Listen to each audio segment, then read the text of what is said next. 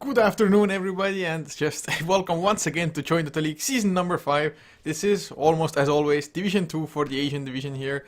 It is Vincitore going up against Erudite in a 2-game series. We're HeflaTV, I'm Coucher, and once again, I'm going to be joined by Danny. How are you doing today? Pretty good. It's actually a little bit warm over here, so I might be sweating during the cast, but you can pretty much ignore that. But I'm completely unaware of who these teams are, so I can't really make any assumptions to what kinds of drafts they could be coming up with. I mean, I've casted Erudite I think once and Vincitore possibly twice, but they've gone for actually extremely different drafts almost every single game. Maybe that's like one of the reasons that they haven't had great success so far. Maybe they just haven't found their playstyle. Of course, couple of stand-ins every now and then, definitely not helping it out either, but so far I do believe Erudite is with a score of 1 and 7 and Vincitore being at 0 and 8. So it's between Oh. the ninth and 10th position so far in the group. Yeah, well, a win here, it will be nice for, was it Vincitore? Il Vincitore that's actually 0-8? Yes.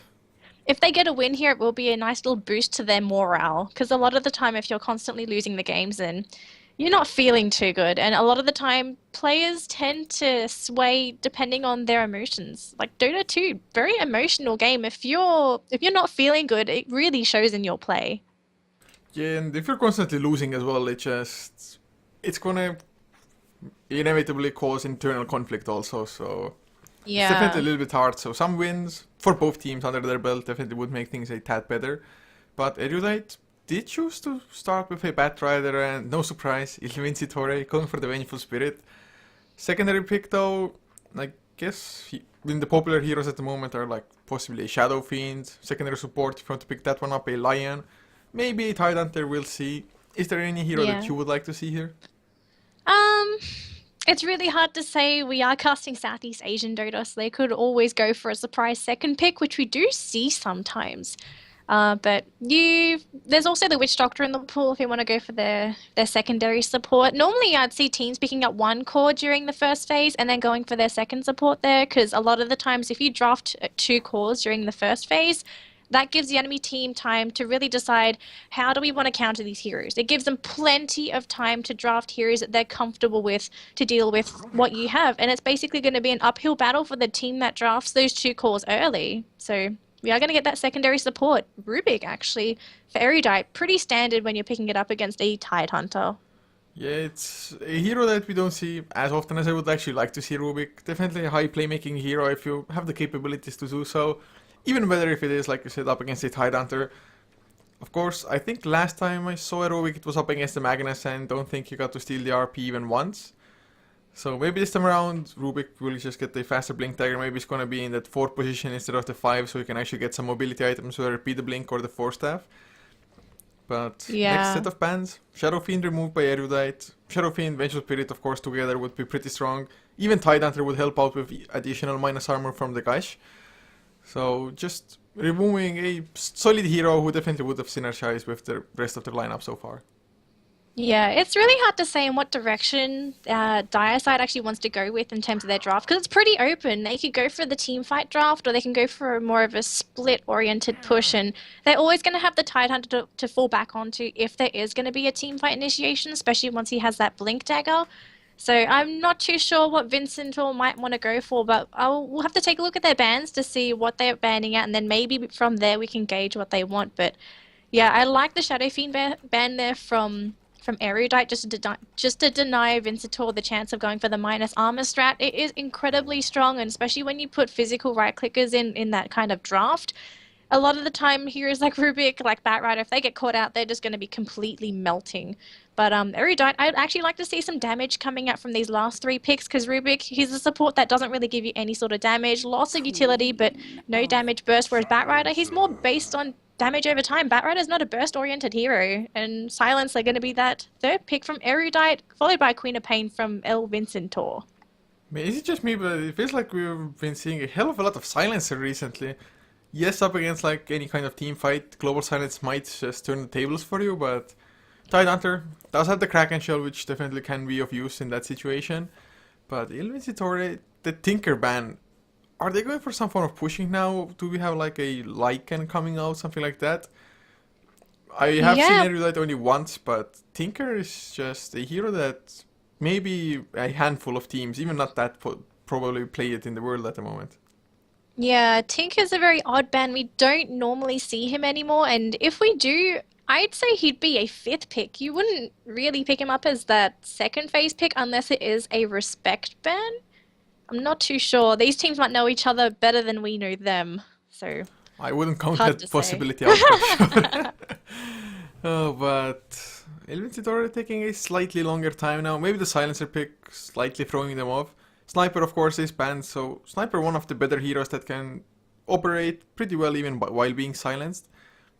So, are there any other heroes that can just fully rely on physical damage or not using the spells as well? Lion definitely not one of those heroes. Um, they could probably. I'm just trying to think of some tanky heroes. I guess Troll. Oh no, Troll's already been taken out. A couple of physical heroes that don't mind it. It's hard to say, really. It's like, I mean, I'm not too sure, actually. even if it's like a Phantom Assassin, you still want to cast the Phantom Strike as well as Stifling Dagger on Yeah, cooldown pretty much. It's yeah, not it's as bad really. if you're a Phantom Assassin, but it's hard to say really. I Of guess course, something like maybe a Sven, maybe, but we don't see Sven anymore. He's really fallen off. You don't see Svens pick up unless they're normally with a Wisp, and there's no chance of picking up a. Actually, Erudite could, if they want to, pick up a Wisp and turn the Silencer into a core. But if they go for that, they're going to be lacking a lot of damage. I want to see a hero for Erudite's last pick to provide them a little bit of magical burst, because for the moment they do have Slark for some sustained right clicks.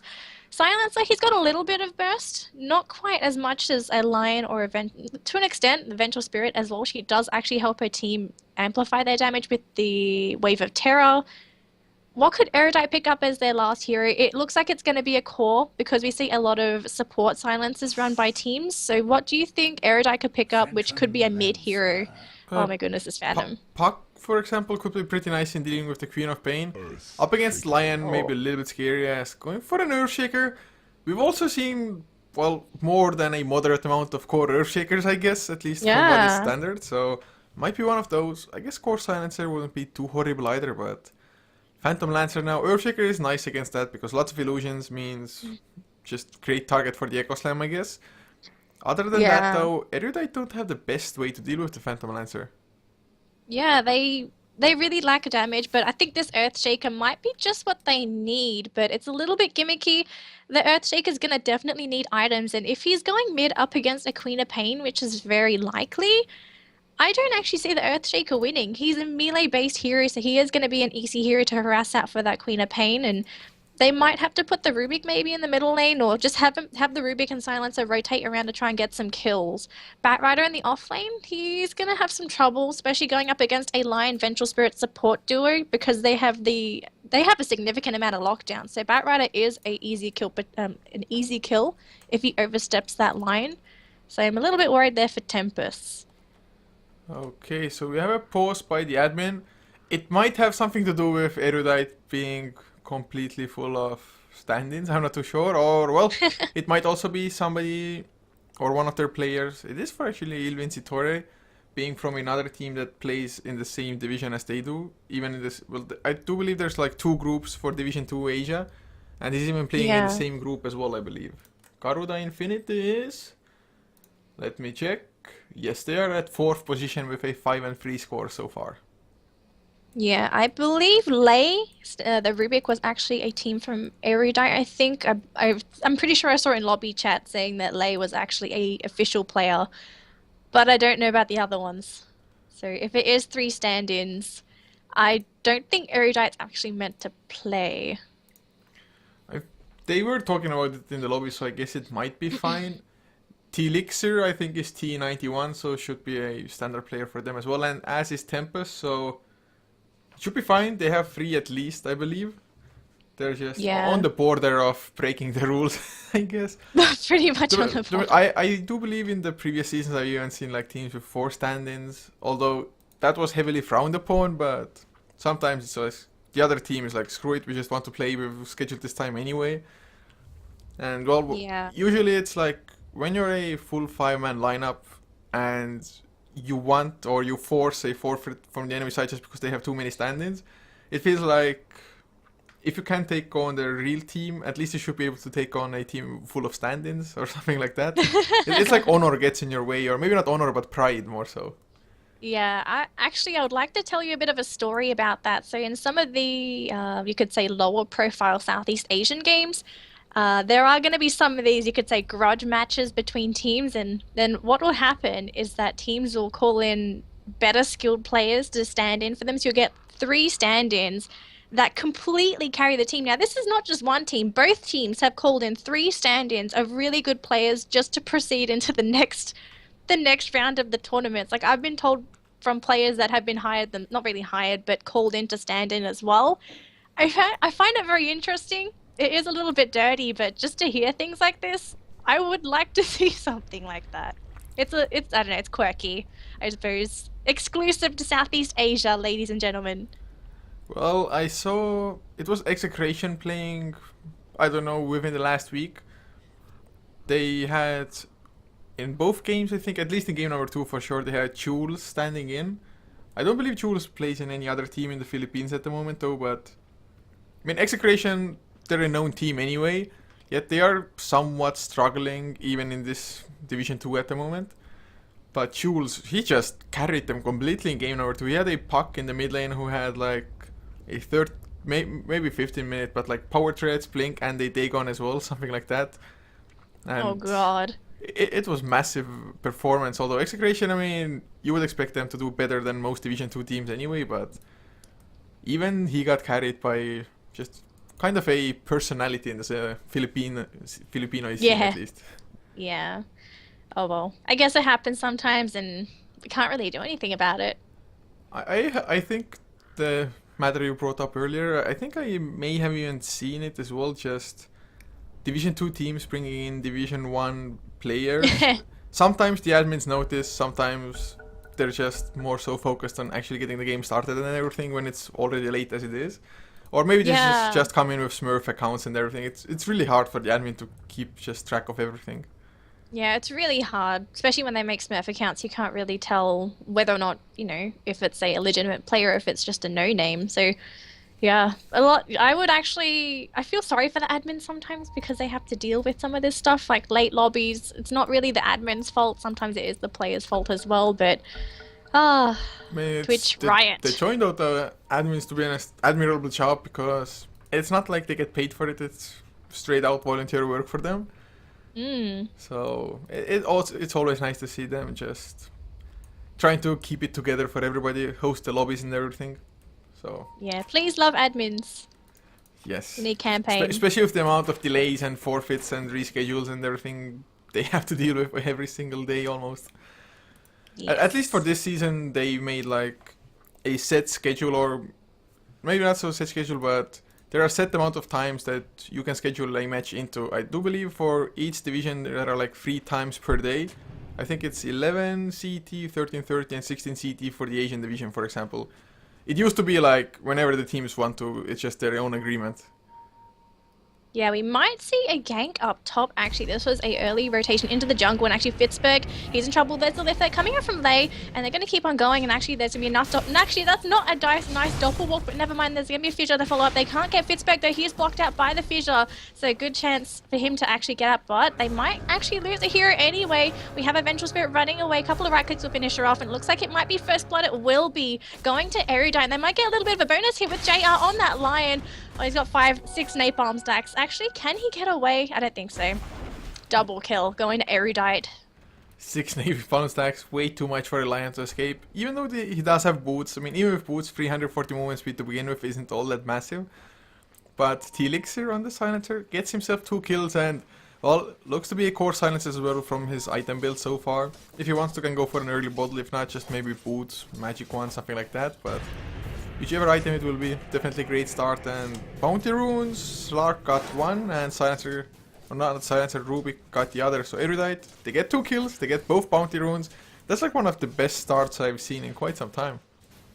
Yeah, pretty typical in Southeast Asia to have the jungle ganks, really. I like it just because it keeps the game interesting and there's going to be things happening all the time. But would you like to introduce any of the teams in particular? Do you have any favorites?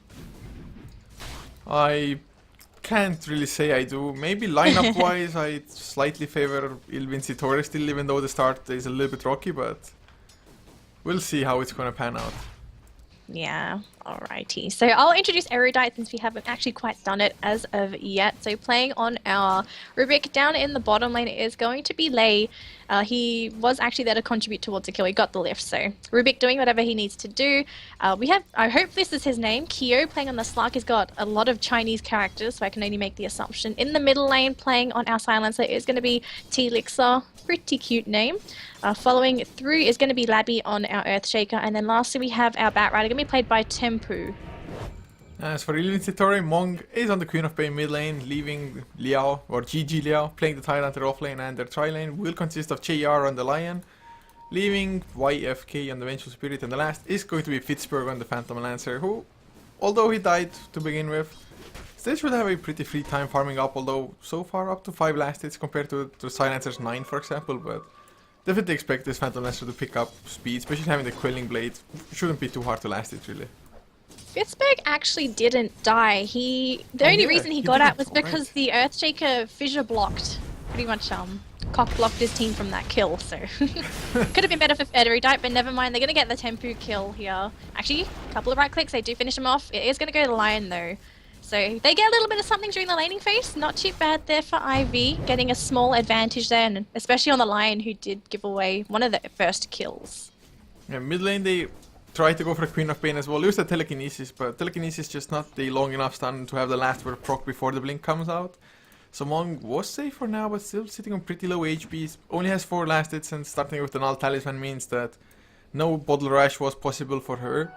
This is going to set her back just big time. I mean, only has 4 last hits compared that to Silencer's 12. In levels, he's level 3, Silencer already 4.5.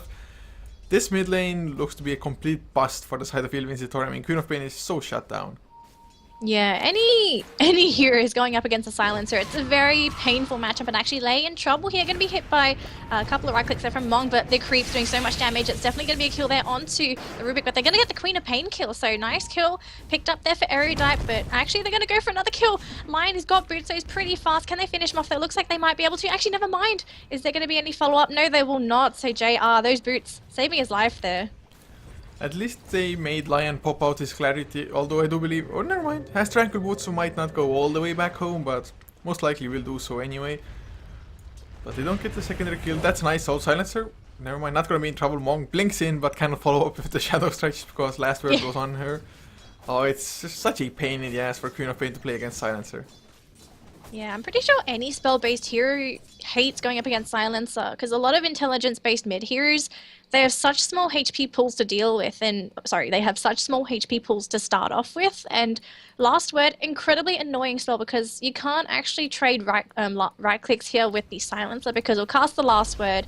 If you don't cast a spell, you're going to be disarmed and silenced. If you cast a spell, you're silenced and not disarmed. So it's really difficult unless you're a tankier hero to actually really bully out T-Lixer in that mid lane. So Queen of Pain not really having any luck here, but if she gets lucky with a rune, I do see her possibly getting a gank and hopefully getting levels and gold that way. Yeah, definitely gonna have to just do something or try to do anything to kind of come back into the game. They don't have stacking going on either in the jungle. Maybe not the best hero, the Queen of Pain. Oh, Fisher top lane, just to save the Batrider for now, I guess. But Queen of Pain with a Scream of Pain maxed out can clear jungle fairly fast. So that would be like one way to also try to come back. But so far, no stacking going on. Their pull camp also blocked. So even the Batrider, not an easy lane to go up against. But even so, he's still level 5 up to 19 last hits. Almost every single lane is going pretty good for the Erudite so far. Yeah, there is a pounce actually down the bottom lane. They're going to try and finish off Lau here. There is a middle lift there from the Rubik. There is even going to be, Global Silence even to get the kill there. So nice pick up there for Erudite. Slark, going to be happy with that nice little bounty of gold. And he is going to finish up his power tread. So a little bit tankier. Do you think the Slark is going to go for Shadow Blade? I think it might be a Blink Dagger game this game. I usually hope for a Blink Dagger rather than a Shadow Blade. The only games I usually maybe not root for a Shadow Blade, but can accept it is when they're up against the Doombringer, just because I've seen it succeed so many times. You manage to activate the Shadow Blade, you still get doomed, but suddenly there's no detection and you just run away. With, well, easy health regen from that passive of the ultimate anyway. But at the moment, I'd prefer Blink. Maybe he's not gonna go for either one. Maybe it's just gonna be like possibly Drums into straight out BKB up against what Ivy has. We'll see, but man, Silencer, he's just a straight out lane bully. Lion comes in, tries to get some XP. He's going to go down. Hasted Lay comes in with the telekinesis. Fate Bolt to follow. Fissured up as well. A few attacks, and T-Elixir gets himself another kill. And wow, the Silencer might be going for a Shadow Blade here. Just look at the damage output that he's throwing out though. His base damage is sitting at somewhere around 100. Getting close to 100 anyway. Actually, it might be 100. No, he's 99. Literally 99. Stop trolling me. But then you also have the Glaives of Wisdom to add on some extra damage. Oh, missed out on the kill there. Slark getting a kill onto the Tidehunter in the bottom lane. Is that solo kill? Sure, looks like it at the moment. Nobody was anywhere close by. Of course, Earthshaker and Rubik just went to the mid lane. Maybe the Tidehunter felt safe just because he did see the supports in the mid lane suddenly. Slark just gets a solo kill anyway. Although the pounce damage has been nerfed twice now. Maybe not by hell of a lot, but I think it was like 20 damage each time, each nerf. It still just seems that Slark is strong enough with the pounce, of course, with the Essence Shift helping out also.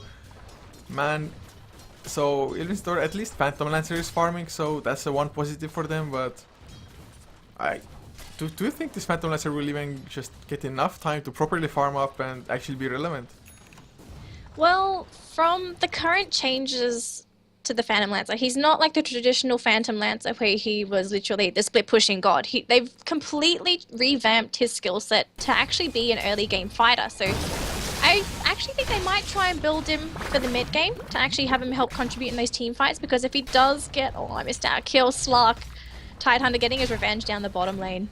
So that's going to be JR as well as Lao securing that. But I think the Phantom Lancer is going to actually build items toward the mid game. And the Diffusal Blade is actually going to be annoying, especially on heroes like the Earthshake on the Silencer. If they don't have mana, they can't do anything. These heroes are spell-based heroes. So an early Diffusal Blade on that Phantom Lancer, and maybe even Drums as well to help him tank up a little bit, just to actually participate in the fights. I think that'll be a step in the right direction, but who knows, he might go for the rat build. Yeah, we'll see. I mean, the first Phantom Lancers I saw in this patch was Execration playing it. They went for a Vanguard both games. Although JR in a lot of trouble now. Enchant Totem stun him up. Fisher the fall as well. Telekinesis is used. They will have the Slark come in and pretty much snatch the kill for himself. So getting a little bit of a revenge for the Lion coming in to help the Tidehunter previously, as Tidehunter farming up the jungle now. But this is indeed a Shadow Blade Silencer. I don't really even know what to expect from this one, to be honest. That's like one of the rarest items I've seen on that hero, I think. Well, we very rarely see Core Silencer to begin with, so Shadow Blade, it's an even rarer phenomenon, but I think it might be just for solo kill potential, so that Silencer, Shadow Blade into the jungle, hope he finds somebody, because he can kill a lot of these heroes on the side of Ivy. And here we go, double damage ring, going to go into the jungle. He's just going to miss out on the Tidehunter. Actually, never mind, Tidehunter going back into the jungle. T-Elixir, he's hunting down this giant fish. Is he going to be able to actually catch him? Oh my goodness. Easy pick up here for the Silencer. He even got hit by the Anchor Smash while he was in this, but first of all, double damage definitely helping out there. A little bit of extra damage coming out from the Shadow Blade also. And now, is he really going to stay and farm up this double stack? I mean, it's not easy or not hard for him to kill them, but he's going to just grab a couple and then run away. Man, this game, it's really favoring Erudite for now. Looking at the graphs, already 4k network fleet XP, 3,500 or so as well. But they don't have any game-breaking items yet. It's not like the Earthshaker is super close to a Blink Dagger or anything. Even the Slark still needs about 1.2k, 1.3k gold if he does want to go for a Blink Dagger at all. So, Vincitore, they definitely have quite a bit of breathing space still. Yeah. Oh man. So hopefully Ivy actually manages to get some counter kills. The Tide is actually level 8, so he's not doing too bad, but that Blink Dagger is going to be late. So the Tidehunter initiation, it is going to take a while for him to actually be relevant. But the Ravage is going to be a core spell. It is coming off cooldown very soon. So I reckon they have to grab a big kill, whether it be on the Silencer, on the Slark, maybe even on the Batrider as well, just to get some levels on some of these heroes. Because if you take a look at IV's lineup, they have a level 4 Vengeful Spirit. So no swap still. So that's going to be a little bit sad there for the Vengeful Spirit. Not going to be able to use that to defensively save somebody, because that is going to be a core skill, especially when some of these team fights happen in case someone does get focused down. So basically the utility of the Vengeful Spirit is going to be a little limited until she hits at level 6, but you could say the same for the Earthshaker on the Radiant side. He's level 4 as well. Roaming around, finding whatever he can, but they've got a very farm-hungry lineup. So it's very hard for him to really find any space on the map to really get his own set of EXP and gold. It definitely is hard, and well, they're doing the best. The Earthshaker doesn't really need it. Oh, they do have the Ravage coming out, and with the Finger of Death, Slark gets blown to pieces. So although Vengeful Spirit is not level 6, at least Lion makes up for that, and even if that kill almost hits his way all the way up to level 8. Also 1.5k gold in the bank. Oh god! Oh my goodness, Rubik just stole the Finger of Death from the Lion. JR was not expecting that. Oh, Global Silence comes out as well. Silencer, they get the kill on Queen of Pain. Lasso was used, Battler putting his first blink to use. So in the end, yes, they lose the Slark, but they get 2 cores in return. Tier 1 tower also goes down. Silencer gets the last hit for that one. Up to another whooping 2.1k gold rather. Picks up an ultimate orb. And the farm is absolutely ridiculous on Erudite on most of their heroes. The only one really able to just catch up for now is the Phantom Lancer. Yeah, Phantom Lancer farming away, doing whatever he can, up to 69 CS. He has been in the lane for the majority of the game, so it's to be expected that he is on top of the CS charts. But Shadowblade T-Lixer, I think he's going to go for the Vengeful Spirit here. Last word as well. Is that going to finish him off? I don't think so. No, he needed 1 or 2 more attacks as well there. 2, yeah. Yeah, I think roughly 2, yeah. So Vengeful Spirit just going to TP home to say, nope, I'm just going home. No reason to stay. But Phantom Lancer, he does finish the drums. So T-Lixer, he has the Glaze of Wisdom maxed out, which means 90% of his intelligence, which is about 63 intelligence, give or take 1 or 2, goes into pure damage. So he's pretty much hitting for 120-ish physical damage, and then about 63 in pure on top of that. That's quite a bit this early on, and well, they get another tower. Slark gets the last hit for that one, also going for a Shadow Blade. Double Shadow Blade though just means that Ivy, once they get like a gem or centers, they're just gonna get more value out of those. Yeah. I don't think Erudite actually has that bad team fight though, especially with the Global Silence. It's on cooldown now, so fighting down bottom is going to be a little bit difficult, but if Ivy want to commit, Ravage is actually on cooldown as well, so I think both the ultimates literally will be off cooldown at the exact same time, so probably not the best time for Ivy to fight. Wait for the Global to be on cooldown again, force a team fight then, and from that point on, hope that they actually have enough to bring down some of the heroes. There are quite a few squishy heroes in Erudite. I think, who's the tankiest actually? Is that Silencer sitting on 1.1?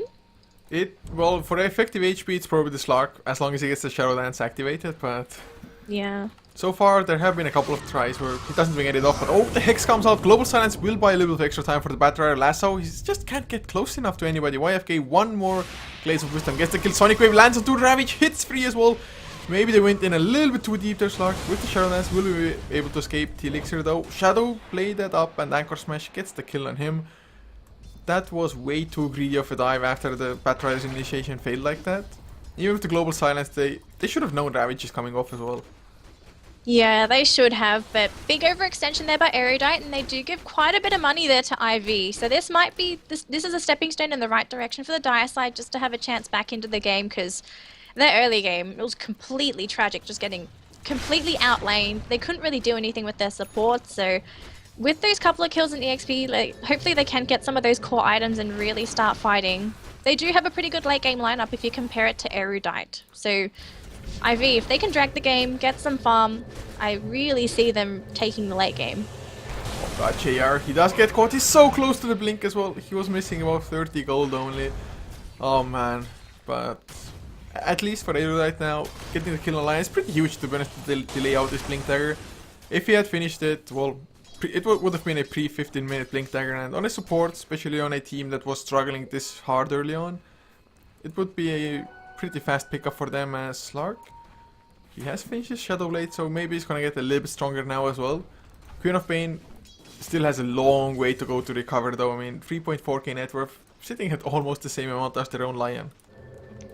Yeah, Queen of Pain not doing too good. She's going to have to rely on her spells for damage at this stage. She's not going to have an Orchid for a long time. Since the Queen of Pain is so poor, are there any items that you would suggest for a mid hero that's a little bit far behind that would be suitable for a Queen of Pain to pick up instead of just trying to rush for an Orchid? Because I think it's still nice to pick up the Orchid, but I just feel like it's a little bit too late for it, maybe just to get something else.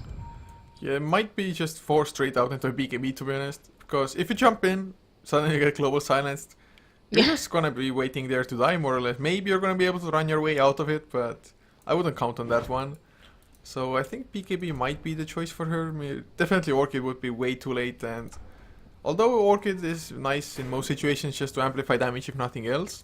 For example, catching a Slark with the perfect timing of the Orchid without it getting dark packed off. Definitely not an easy thing to do anyway. So I possibly hope to see BKB as, oh, Pittsburgh in some trouble. Can they find the right target though? God, the center helps out with the stomp. I don't know who he helped though, because Tempest couldn't get the lasso off immediately either. The global silence even used. One more attack. Nope, late. Doesn't manage to get it. And now suddenly Shadow Strike is there. T-Elixir comes in. One easy kill. Can they get Shmong? And indeed they can. Even the Sonic Wave was spent, of course. Not nearly enough to get a kill there. So that's just 4 heroes down, and all, at least Phantom Lancer survives, so that's a positive, but that's also just Silencer getting a lot of intelligence. Yeah, he's actually sitting on plus 18 intelligence, and this is 16 minutes into the game, so essentially it's more than 1 intelligence per minute. So if it keeps on going like this, Silence is going to hit like a truck. And I don't even see Ivy really surviving these right clicks either, especially when it's so early into the game as well. Everyone's HP pool is puny. The 2 supports, they're both sitting at roughly about 700 HP, so that's... The Silencer could pretty much finish them off in 1 last word and probably 2 to 3 right clicks. And what can they do? They just don't have any defensive mechanisms to really defend themselves against that Silencer. They don't really have any sentry wards either to really see the Shadow Blade ganks coming. Well, Lion, he was so close to the blink there. Again, now he's finally gonna have it. Only 5 gold missing. Don't think he's gonna die within the next second. So gets his blink dagger. Definitely 17 minutes, still not a bad timing by any means, to be honest. Considering that they haven't destroyed a single tier 1 either, nor have they gotten a Roche or anything to just boost up their gold income. But they have picked up a smoke now, they have the Blink Ravage ready, Blink Lion ready to follow up as well. A little bit sad that Monk does not have the Sonic Wave if they did go for the fight, but are they gonna Freeman smoke instead, or maybe they're waiting for a slightly better opportunity, not sure. Maybe they're waiting for the Diffusal Blade to be finished first. I don't think it was a Diffusal Blade, because there was a Yasha recipe on the courier. Yeah, he's finishing up a Yasha. Do you think it's Sanjin Yasha? I Or think Manta it's probably style? a casual Yasha. Maybe a Manta. Actually, never Manta mind. style sounds alright. Yeah, I think straight out Manta style, just because you can dispel that global silence with the Manta style. Oh, you can do that? Yeah. Oh, new mechanic lesson for me. So I completely forgot about the part that we have a silencer on the enemy team, so rushing out Manta style, it's also a thing that even Ember Spirits go for if they're up against like a Skyriff Mage, for example, just to get rid of the Ancient Seal. But, whoa. Are they gonna go for a little bit deeper? Pittsburgh wanted to get the Spirit Lance, does even land it onto Lei in the end. Who is going for a straight out Aghanims on the Rubik? Oh, Kia actually getting a solo kill onto the Lion. The Global Silence actually going to be popped. They're going to turn. Is this the right decision to fight though? They pop the dust. It actually does not connect to the Slark anyway, so that's a little bit unfortunate for Ivy, and it just looks like Erudite's just going to disperse, and same with Ivy, they just backed off. They just didn't want to fight that. If they had dust, they would have actually been able to get the Slark, but then again, you can actually Dark Pact it off, I suppose. Well, Slark, definitely. Oh god, they get the lasso. Tidehunter maybe not the best target to go for, but they're gonna drag him enough out of position with the pounds to follow. Easy picking. Batrider gets it with that flame break there. So 18 to 7 Erudite, still finding them kills. Global Silence once again wasn't all that impactful, but in the end, catching a straggler around, Tidehunter down, so no Ravage means easy pushing time for them.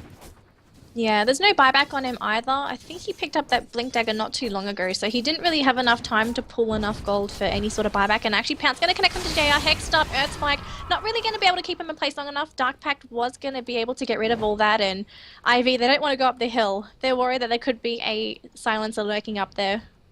Huh, Slark, he's going defensive after the Shadow Blade now. Gonna pick up a Lincoln Sphere.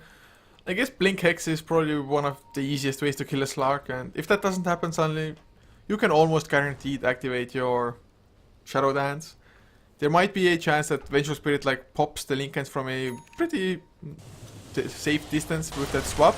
Then somebody blinks in and gets the Hex afterwards, but that's going to require a lot of coordination, and that just means that one of those abilities, whether it be like a Magic Missile or that swap, will be on cooldown.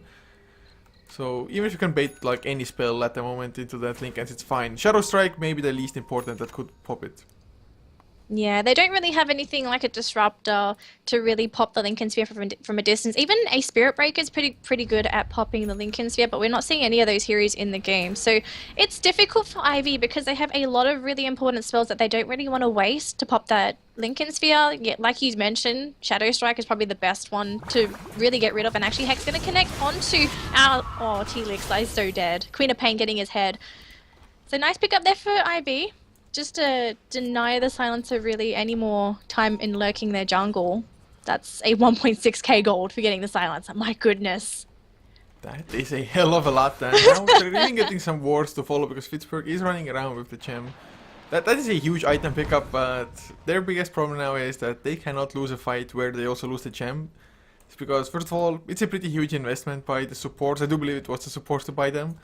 Maybe the Vengeful Spirit, who is just so poor in net worth otherwise. But if they lose this gem, they're just going to lose so much with it. It feels like Fitzberg actually bought this yeah, because I'm bought pretty sure he had more gold. I'm pretty sure he had more gold than it's his gem, wow. Wow.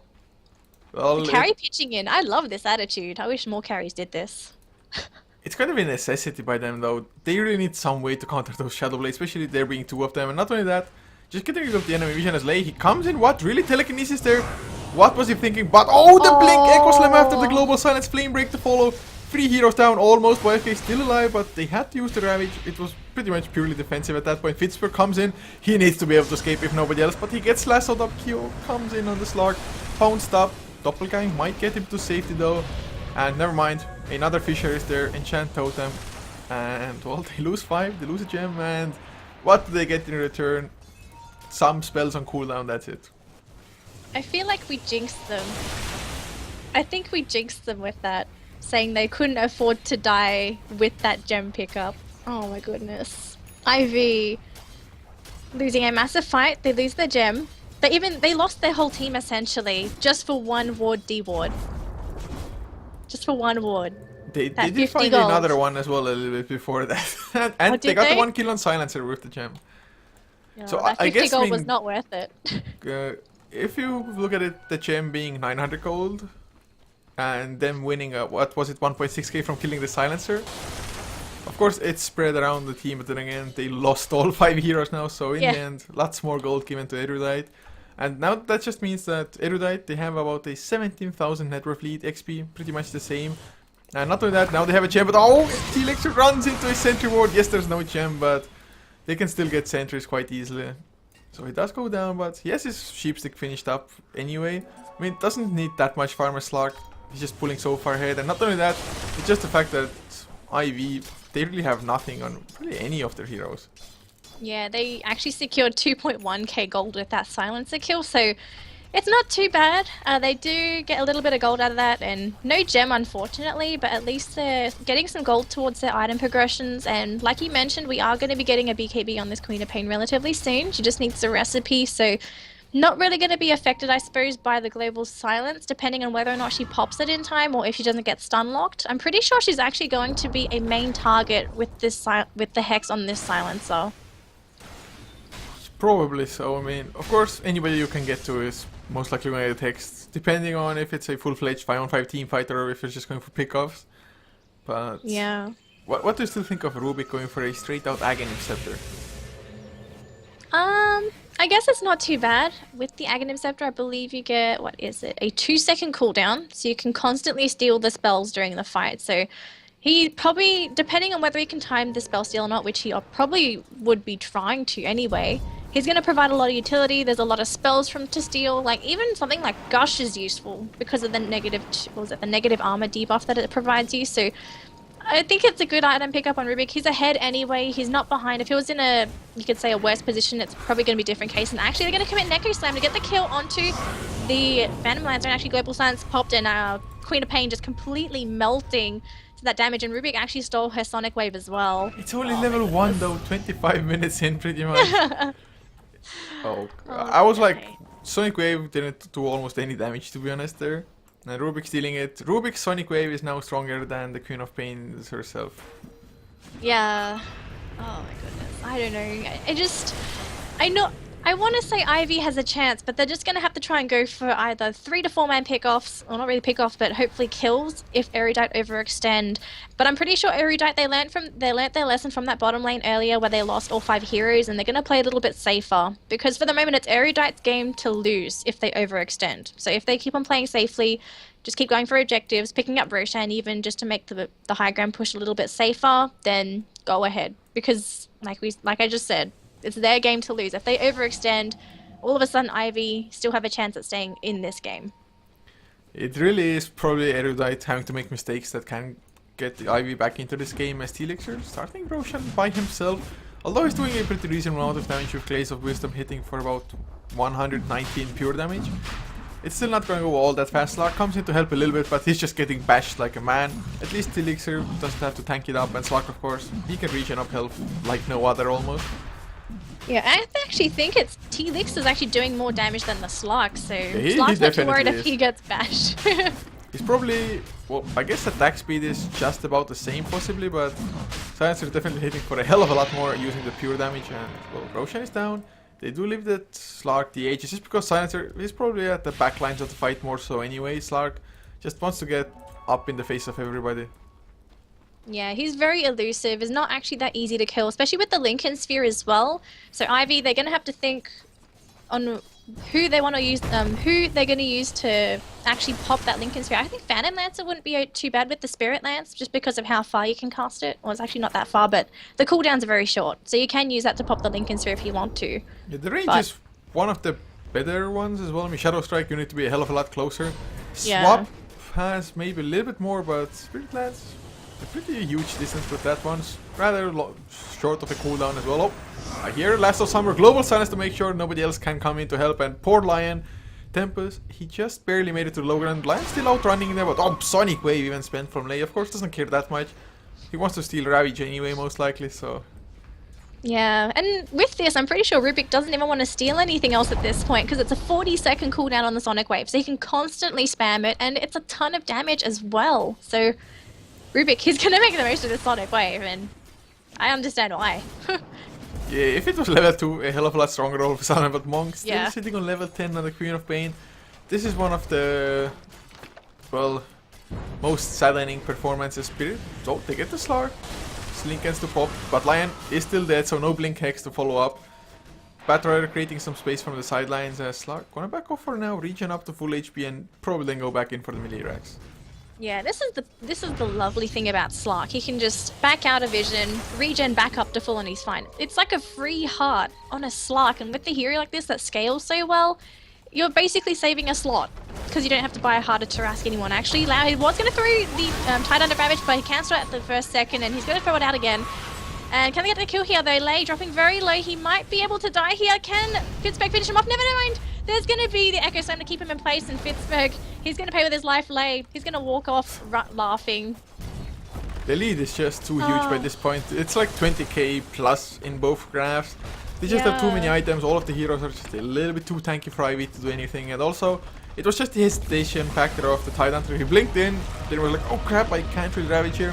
Not too sure if somebody on his team called like, oh wait, we're not ready to follow up. Or maybe just thought he's not going to hit enough heroes. Maybe thought Rubik will have the perfect position to steal it. Not sure, but that moment of hesitation just made the Ravage a little bit less useful. And well, to be honest, even with a perfect Ravage, I don't think they stood a chance in this game to just come back from such a deficit. Yeah, they were very far behind. They'd have to actually get, I'd say 2 to 3, maybe even 4 team wipes to actually come back into the game, more or less. But unfortunately for IV, Erudite just snowballed out of control. That Silencer pick really working against that Queen of Pain.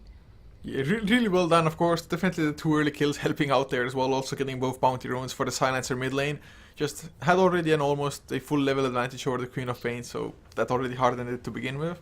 But guys, this is a 2-game series after all, and Vincitore, hopefully for their sake, they're going to be able to just tie this series up because they are 0-9 now after this game. So seriously hope that for their morale, they're going to be able to at least get one. But Erudite, of course, they want to just get their own first 2-0 victory here as well. But having said that, guys, we are going to head into game number 2's lobby. So until then, thank you so much for tuning in, and see you in a couple of minutes.